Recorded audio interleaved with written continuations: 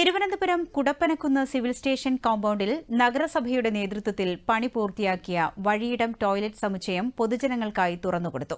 Corporation mayor Arya Rajendran ഉദ്ഘാടനം ചെയ്തു.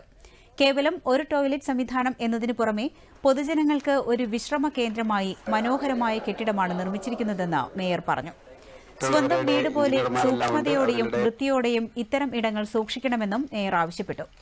നമ്മുടെ നഗരത്തെ മുന്നോട്ട് നയിക്കുന്നതിനു വേണ്ടി നിരവധിയായിട്ടുള്ള വികസന പ്രവർത്തനങ്ങളാണ് നഗരസഭയുടെ നേതൃത്വത്തിൽ നടന്നുകൊണ്ടിരിക്കുന്നത്. ഇത് ശരിക്കും ഒരു വളരെ ആവശ്യമായ കാര്യമായിരുന്നു. പ്രത്യേകിച്ച് കളക്ടറേറ്റിനെ സംബന്ധിച്ച് വരുമ്പോൾ ഡെയിലി ദിവസവും നിരവധി ആൾക്കാർ വരാറുണ്ട്.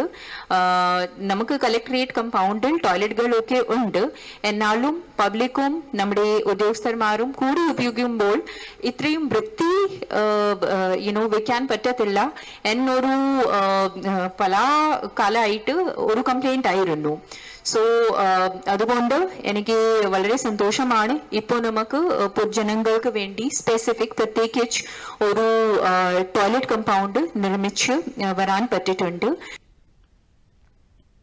1950 ചതുരശ്രയടി വിസ്തീർണത്തിൽ 2 നിലകളിലായിട്ടാണ് ടോയ്ലറ്റ് സമുച്ചയം നിർമ്മാണം പൂർത്തീകരിച്ചിട്ടുള്ളത്.